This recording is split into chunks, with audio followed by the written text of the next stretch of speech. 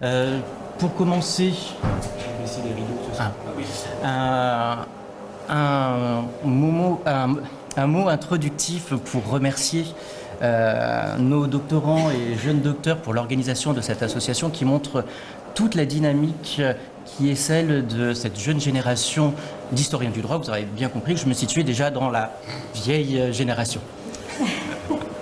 Donc, je vais vous entretenir sur le parlementarisme à la fin du Second Empire, mais à travers un prisme un petit peu différent par rapport à d'habitude, c'est le prisme du droit parlementaire. Il est admis que pendant le Second Empire, le décret du 24 novembre 1860 ouvre un cheminement vers davantage de liberté politique. Ce décret de 1860 et les réformes qui vont suivre permettent de dissiper l'obscurité qui entourait les travaux du corps législatif. Et puis, ces réformes vont permettre de relever également la tribune parlementaire. La relever de manière symbolique, grâce aux joutes oratoires, mais également d'un point de vue purement matériel. Ça saute beaucoup. Ah, hop, peut-être comme ça c'est mieux.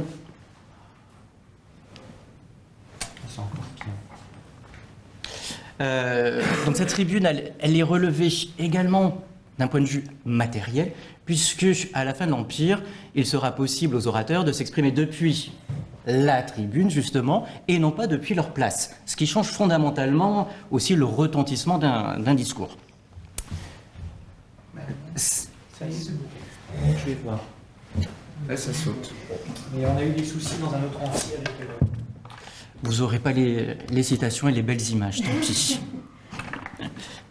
C'est peut-être un point contact. Je ne bouge plus. C'est bizarre. Hein. Je continue. Ouais, désolé.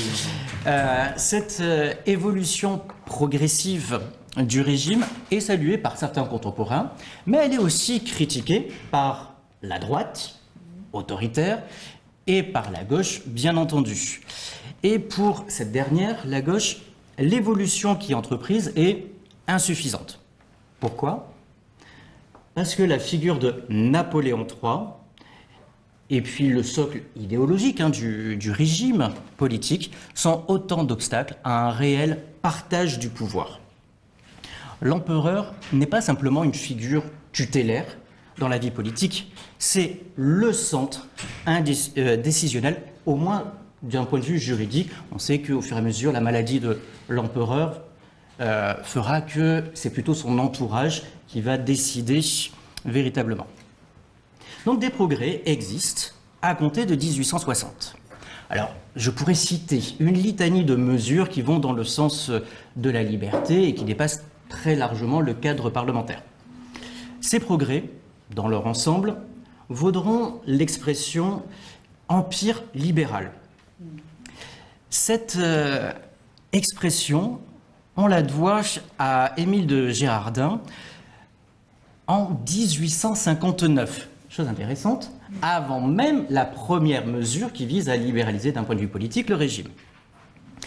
Sous l'angle purement institutionnel, il peut être délicat d'affirmer qu'il existe un empire libéral.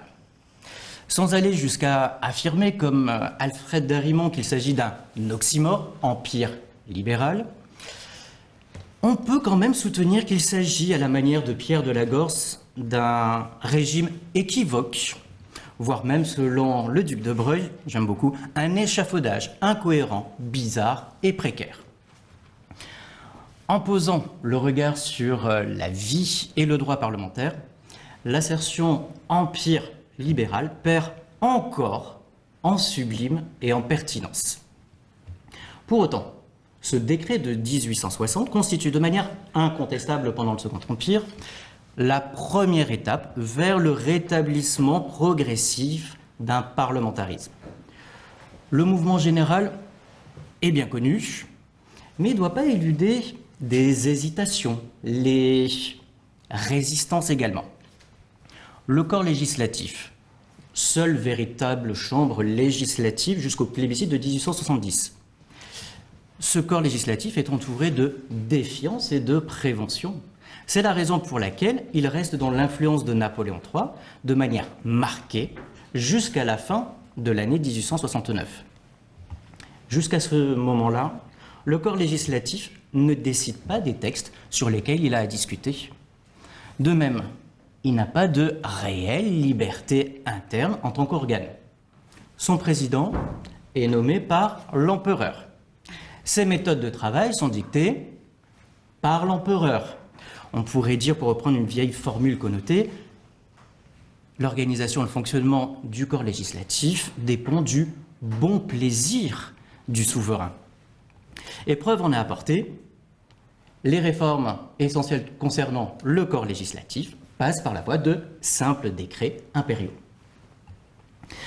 Dans le cadre de cette communication, je me propose d'interroger le parlementarisme à la fin du Second Empire, tout particulièrement dans l'enceinte du corps législatif, puisque c'est la seule chambre véritablement législative jusqu'à la toute fin du régime, et puis aussi puisque Ambre nous a déjà honoré de sa présentation concernant le Sénat.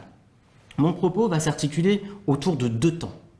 Le décret du 31 janvier 1867 et le deuxième temps, la session parlementaire à la suite du Senatus Consulte du 8 septembre 1869. Premier point, un parlementarisme équivoque avec le décret du 31 janvier 1867. Le régime instauré après le coup d'État du 2 décembre 1851 confirmait un anti-parlementarisme conforme à la pensée de Louis-Napoléon. Tocqueville écrivait, et à juste titre, « Le trait caractéristique et fondamental de son esprit, celui de Louis-Napoléon, en matière politique, était la haine et le mépris des assemblées. » Cet anti-parlementarisme s'est toutefois émoussé après une décennie, même si les préoccupations d'ordre continuent de prédominer sur la considération de la liberté.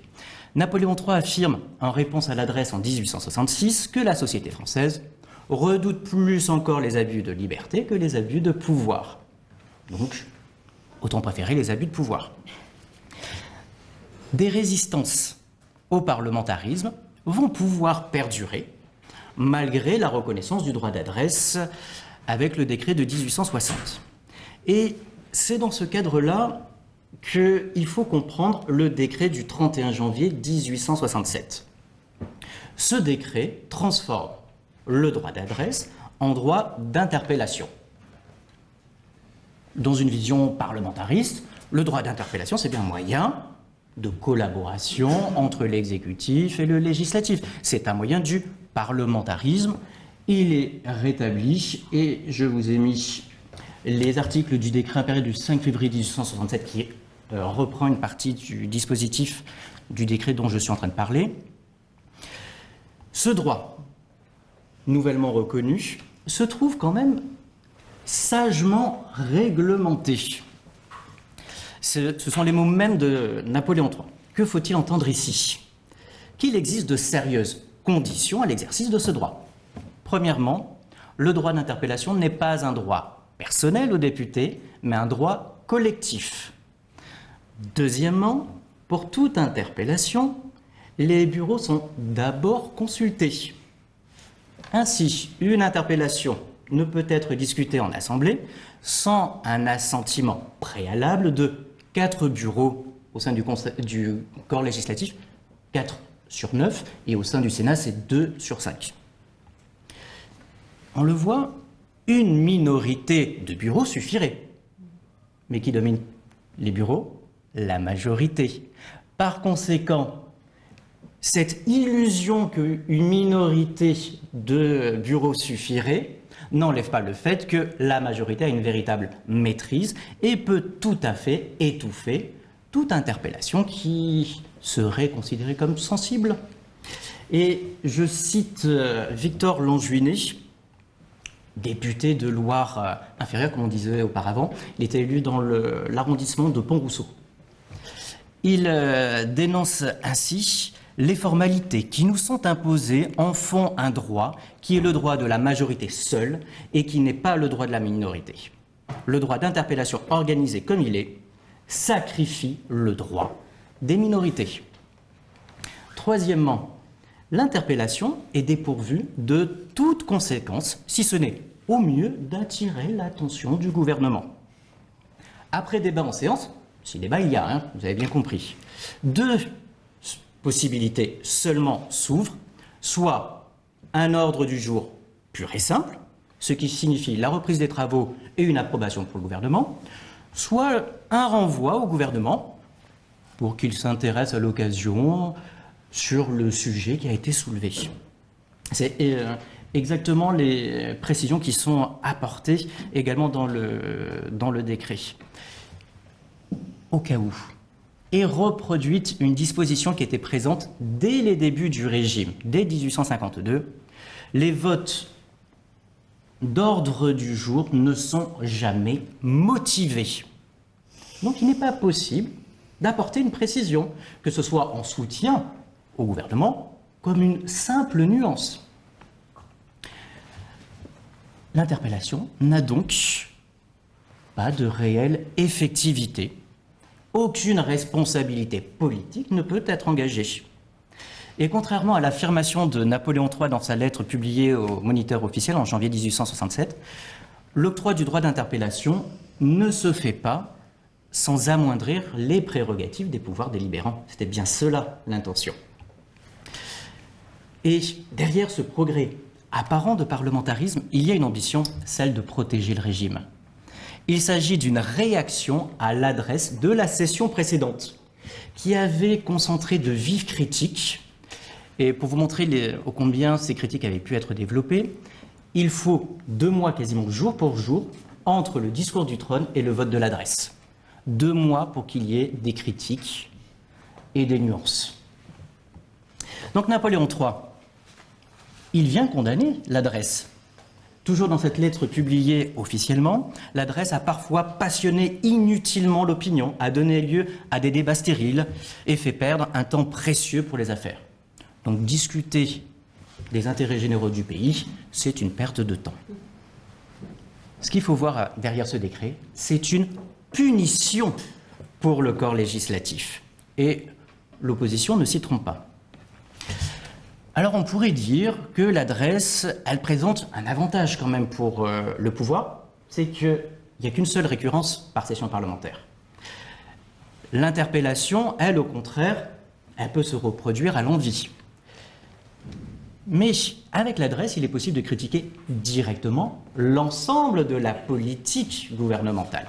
Alors que l'interpellation, elle vient éparpiller, diluer les critiques. Et puis, si critique il peut y avoir, les interpellations ne sont pas discutées.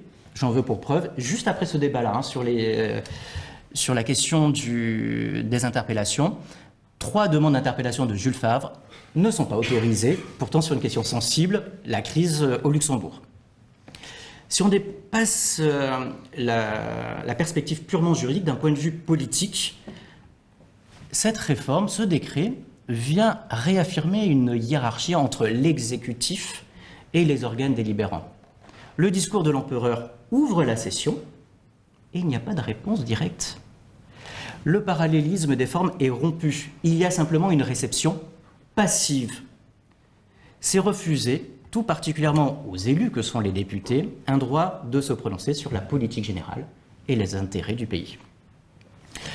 Ce même décret, en dépassant le cas de l'interpellation, permet au ministre de participer aux discussions du Sénat et du corps législatif. Ça va bien dans le sens d'un parlementarisme, d'une collaboration des pouvoirs, mais sans qu'il y ait une quelconque responsabilité, toujours, ni une solidarité entre ministres. Et comme toujours, il ne faut pas voir un acte juridique tout seul. Quel est l'acte qui suit juste après? C'est un Senatus Consulte du 14 mars 1867. Ce Senatus Consulte attribue un nouveau droit au Sénat qui est équivalent à un droit de veto suspensif en matière législative. Dans le cadre de l'examen des projets de loi, le Sénat peut demander, avant de se prononcer sur la conformité à la Constitution, il peut demander une nouvelle délibération au corps législatif qui aura lieu à la session suivante. sauf s'il y a urgence, mais il n'y a apparemment jamais d'urgence dans ce cas-là.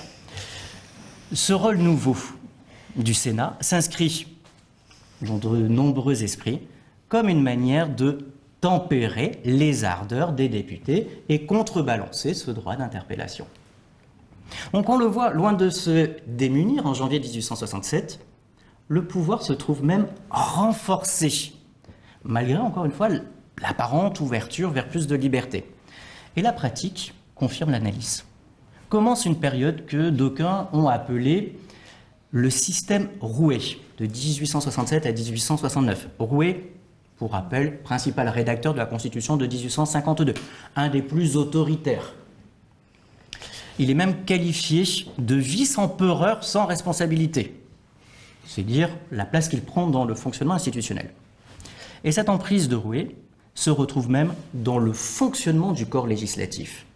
Il vient placer ses amis, ses collègues dans les principales commissions parlementaires importantes. À l'issue de ces réformes institutionnelles de janvier 1867, le parlementarisme n'en apparaît que équivoque. Ce qui me permet d'arriver au deuxième temps, un parlementarisme contrarié à la suite du Senatus Consul du 8 septembre 1869.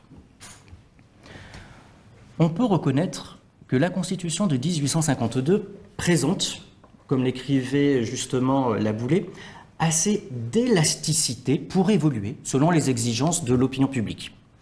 L'année 1869 en apporte une nouvelle confirmation, une campagne électorale vigoureuse, des élections en demi-teinte, législatives mais aussi locales, vont ouvrir la voie à une nouvelle orientation du régime vers plus de parlementarisme. Et il y a un moment qui est déclencheur, c'est le 13 juillet 1869. Napoléon III demande, à la suite de ces élections, la démission de l'ensemble de ses ministres. Le remaniement effectué emporte une fonction qui était emblématique, c'est le ministre d'État, le ministère d'État qu'occupait Rouet. Victoire d'une vision parlementariste? Dans un premier temps, on peut vraiment en douter. D'une part, Rouet, loin d'être discrédité aux yeux de l'empereur, est nommé président du Sénat. Le Sénat, quelles que soient les réformes à venir, demeure sous une vigilance pour le moins active. D'autre part, l'annonce du 13 juillet 1869 est suivie d'une prorogation du corps législatif. Il n'a même pas eu le temps de finir la vérification de ses pouvoirs. Il va être prorogé pendant 6 mois. Progrès du parlementarisme. Il y a la nomination d'un nouveau gouvernement, voulu de transition. Je ne ferai aucun parallèle. Gouvernement de transition qui est sans lien avec le résultat des élections. Dans un second temps, on peut quand même reconnaître que Napoléon III accepte de faire quand même quelques concessions, même s'il n'entend pas se démunir. C'est le Senatus Consult du 8 septembre 1869, dont je vais voir les conséquences. C'est vraiment un tournant important dans le régime, même si, et tous les témoignages le corroborent, en secret, Napoléon III est toujours hostile au parlementarisme. Et alors, il a une détestation pour le régime parlementaire. Alors, ceux qui viennent m'expliquer que c'est un régime parlementaire, on pourra discuter. Voilà. Au regard du temps qui me reste, je vais me focaliser sur quelques résistances au parlementarisme. Et je vais commencer, non pas par le corps législatif, mais par le Sénat. Le Senatus Consult du 8 septembre 1869 renforce le rôle du Sénat dans la procédure législative, rôle qui peut être interprété diversement, mais je vais utiliser les qualificatifs utilisés par le rapporteur de la commission du règlement au sein du corps législatif. Le Sénat a désormais la faculté de renvoyer tout texte voté par le corps législatif à une nouvelle délibération. Alors, le Sénat, présidé par Rouet, et on sait comment sont nommés les sénateurs, hein, et ce renvoi est sans limite. C'est-à-dire que le Sénat peut renvoyer autant de fois le texte qu'il le jugerait utile. Si le Sénat avait obtenu une sorte de veto suspensif en 1867, il bénéficie désormais, et donc je cite le rapporteur, d'un droit absolu de veto. En plus du veto pour constitutionnalité. Donc le Sénat apparaît une garantie pour Napoléon III. Il sert à nouveau à contrebalancer ce qu'on en attribue au corps législatif. Ce Senatus Consulte de 1869 a quand même le mérite d'attribuer aux chambres la fabrique de leurs droits internes. Mais là aussi, cette nouvelle faculté est limitée. Alors, par la Constitution, ce qui s'entend, mais aussi par le dispositif normatif émanant de l'empereur, les fameux décrets qui régissent les relations entre les pouvoirs. Donc une part du droit parlementaire continue d'échapper aux chambres pour demeurer dans les mains du seul chef de l'État. Quand le corps législatif est à nouveau convoqué, à la fin de l'année 1869, il va pouvoir se doter d'un règlement qui sera adopté le 2 février 1870. Et les débats sont très intéressants et font bien apparaître comment adapter les méthodes de travail pour s'adapter aux nouvelles compétences de l'organe. Et pour reprendre les mots du rapporteur de la commission,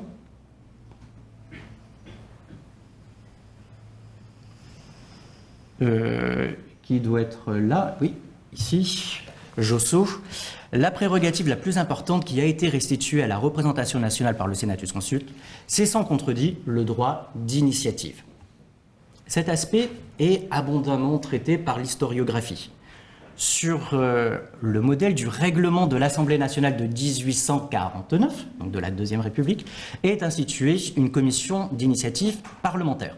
Son rôle, examiner les propositions de loi. Et il est à constater que les députés se saisissent de ce droit d'initiative. Il y a un véritable afflux de propositions, mais si on dresse un rapide bilan, seul un quart environ des propositions sont renvoyées au bureau, sans parler des suites.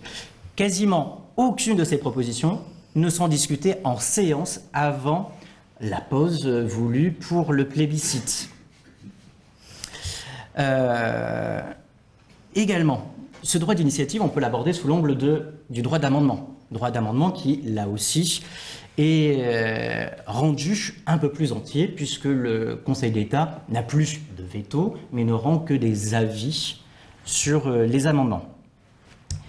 Et cette grande liberté, elle peut être atténuée, encore une fois, par la pratique. Le dépôt d'un grand nombre d'amendements sur un projet de loi suffit à ce qu'on interrompe l'examen du projet de loi. Voici comment de nombreux textes, par exemple le projet relatif à la réattribution des affaires de presse au jury populaire, trop d'amendements, il faut reporter, il y a d'autres affaires plus importantes à traiter. Alors, on pourrait m'opposer que je caricature un tout petit peu. Il est vrai que la pratique n'est pas toujours défavorable au parlementarisme. Et je prends une illustration qui est en dehors du règlement intérieur, c'est la pratique des questions aux ministres. Ce droit était devenu traditionnel avec les monarchies selon la charte. Vous vous en doutez, ça n'avait pas pu perdurer avec la Constitution de 1852 pour une simple et bonne raison, c'est que c'est l'article 51 de la Constitution, les ministres n'avaient pas accès au corps législatif. Le gouvernement se faisait représenter par des conseillers d'État qui venaient soutenir au nom du gouvernement la discussion des projets de loi. Avec le décret de 1861, les questions vont se réintroduire de manière incidente ou indirecte, sans que bien sûr ne pèse aucune obligation de réponse pour les ministres. Et au cours de la session ordinaire qui s'ouvre toute fin novembre 1869, on voit ce moyen de dialogue, ce moyen de collaboration être utilisé, parfois avec un certain engouement, pour ne pas dire un certain excès.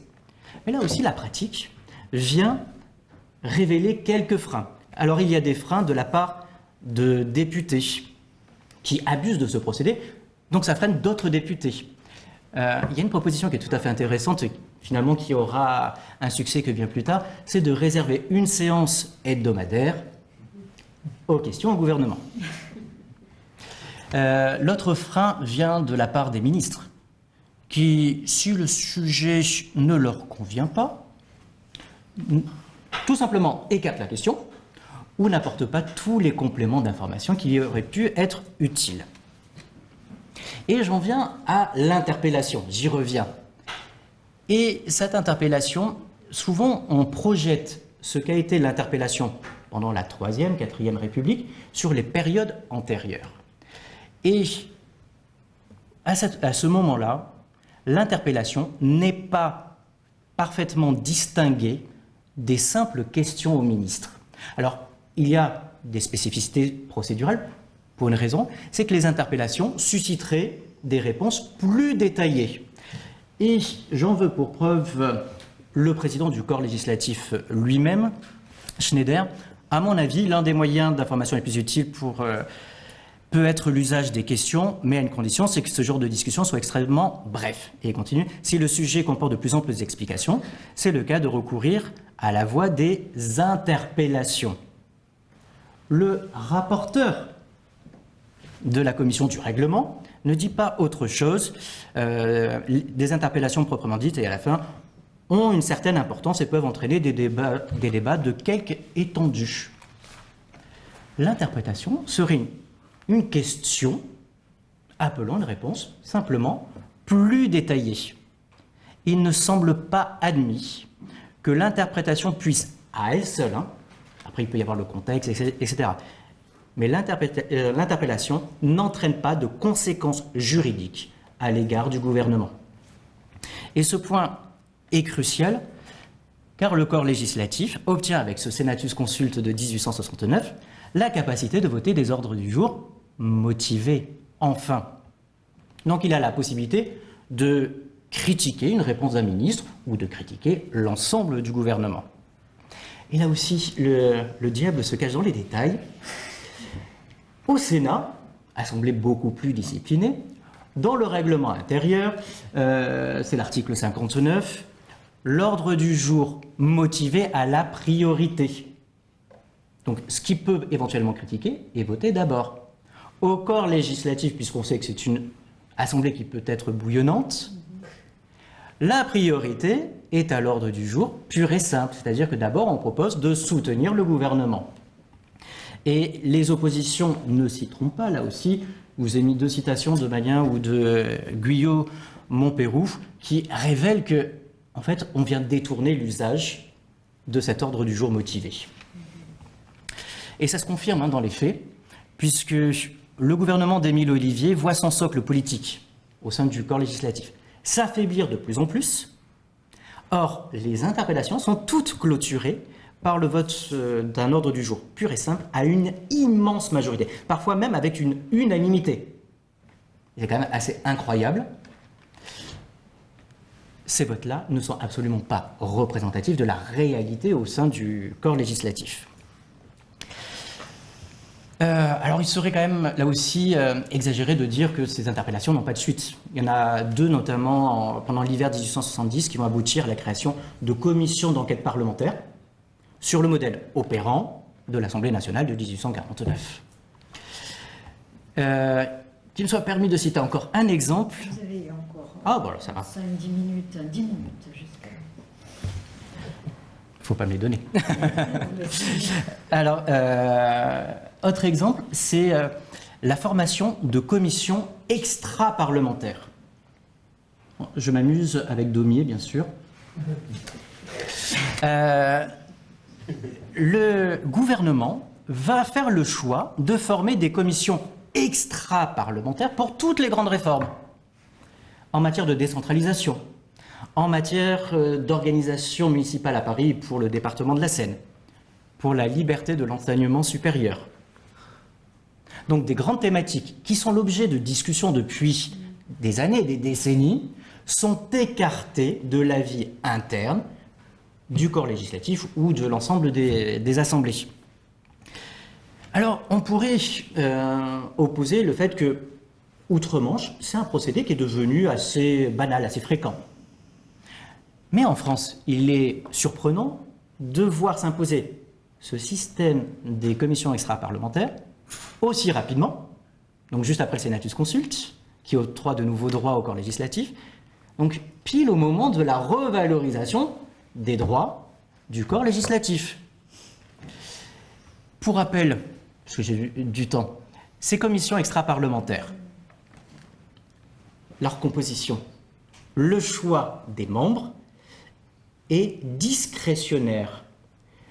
C'est-à-dire que c'est le gouvernement qui va choisir certains membres. Alors, certains pourront être députés, certains pourront être sénateurs, pas trop non plus. Hein.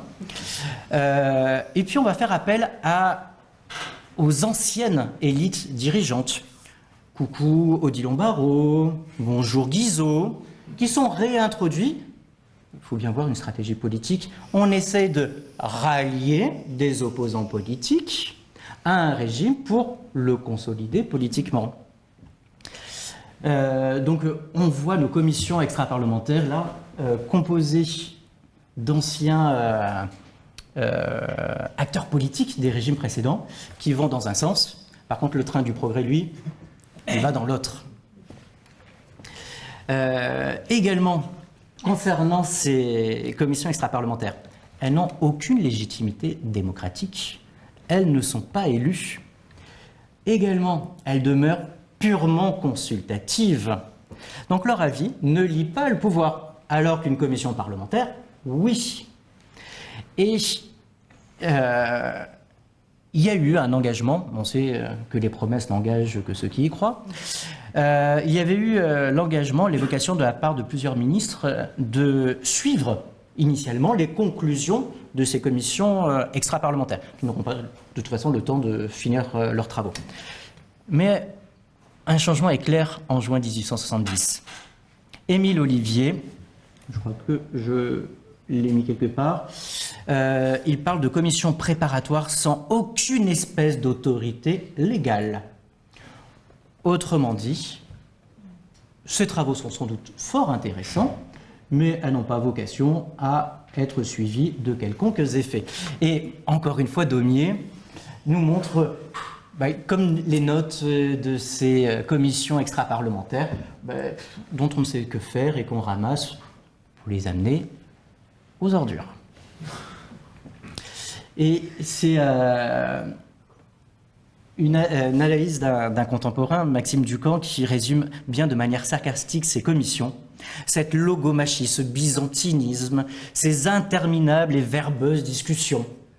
Et puis il continue un petit peu plus loin, ces commissions n'étaient instituées le plus souvent que pour donner à parler à ceux qui n'ont rien à dire.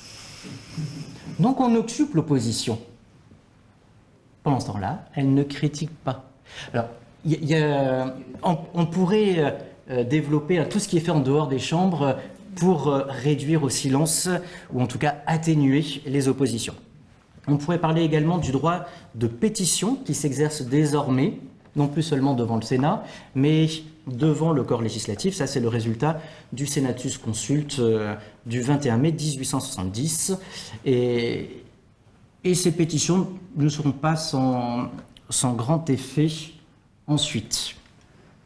En guise de conclusion, je ne voudrais pas dresser un tableau trop sévère, trop négatif vis-à-vis du parlementarisme à la fin du Second Empire. Il m'apparaît évident que le progrès l'emporte sur les résistances. Les députés passent d'une représentation figuration à une représentation mandat. C'est ce que confirme une partie des méthodes de travail, notamment avec le règlement de 1870. Cependant, les résistances n'en demeurent pas moins substantielles, même jusqu'à la fin du régime, jusqu'à réduire une partie de la portée des progrès. Et cela est encore plus vrai à partir de juin 1870, alors qu'on vient d'avoir le plébiscite. Il semble que le corps législatif, qui avait déjà pas su exercer un réel et sérieux contrôle sur le gouvernement, y renonce définitivement. Si bien qu'on a ce théâtre ministériel où on ne fait que parler de réformes envisagées, de réformes qui sont en cours de discussion, qui sont évoquées dans des commissions extra-parlementaires. C'est un théâtre, mais la vie politique semble être devenue non seulement terne, mais vide de sens. Et Maurice Deslandes ajoute sur cette période, donc plus tard, toutes les règles les plus élémentaires du régime parlementaire furent méconnues à partir de juin 1870. Le parlementarisme était une improvisation, il était greffé sur un régime autoritaire, il n'avait pas eu le temps de s'acclimater, il ne fonctionna pas en réalité. On ne peut être que d'accord avec cette analyse. Alors que déduire de cette période de la fin du Second Empire? À court et moyen terme, cette période vient consacrer des pans du droit parlementaire. Lesquels? Alors, on va dire que j'ai une fixation sur le règlement de l'Assemblée nationale de 1849, mais une bonne partie du droit parlementaire de la Deuxième République est insérée, dans la mesure du possible, dans le règlement du corps législatif en 1870. Et cette expérience de 1870, aussi peu probante soit-elle, elle va préparer le socle du droit parlementaire de la Troisième République. Elle est pour... je ne sais pas où je l'ai mis. Gambetta, il a disparu. Cette période... Bon, c'est pas grave. Cette période, elle est un pont. C'est la formule qu'utilise Gambetta, non pas d'un régime parlementaire à un autre, puisqu'il n'y a pas de régime parlementaire, mais d'un droit parlementaire, celui de la Deuxième République, avec le futur régime, qu'il soit monarchique ou républicain. Et deuxième point de la conclusion, c'est que le droit parlementaire, comme le cadre constitutionnel, ne permet pas de découvrir un véritable régime parlementaire. Le moment postérieur au plébiscite est beaucoup trop heurté pour qu'on puisse dégager des conclusions avec certitude. Alors, regardons avant le plébiscite. Mais les résistances sont trop fortes.